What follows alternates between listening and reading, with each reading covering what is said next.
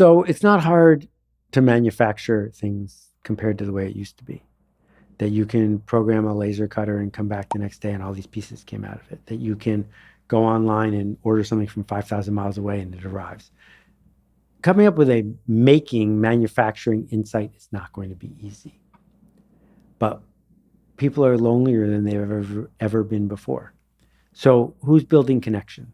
Real connection, not the fake connection of Facebook, but real connection.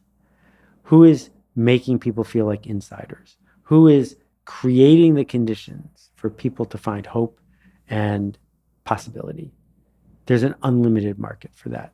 Not enough people are doing that.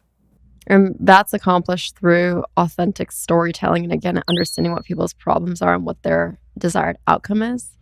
That's a really good way to say it. However, the word authentic sort of freaks me out a little bit. Okay. I think authenticity is way overrated. No one wants you to be authentic when you're doing these shows. Because if you're having a bad day, they don't want to see cranky Erica, right? They want you to play the role of this consistent, interesting person who talks about what you talk about. That's consistency. That's not authenticity.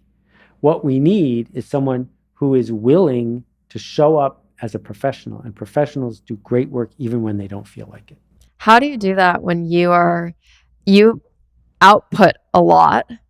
How do you show up day in and day out and produce even sometimes when you don't want to?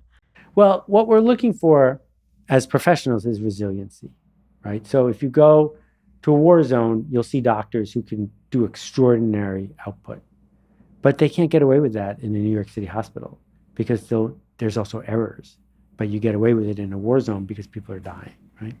So we build systems so that if a bad day happens or if we get, a cold, it doesn't all fall apart. In my case, I write 3 or 4 blog posts a day, but I only publish one of them.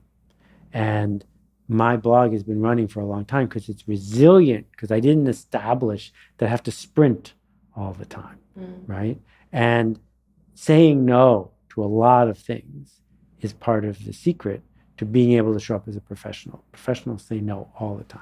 For my content creation, it's quite hard balancing between trying to stay consistent, but then also staying inspired, because sometimes if it's just purely about consistency, I feel like I can put out subpar work that I'm not that proud of, and I never want to put that out.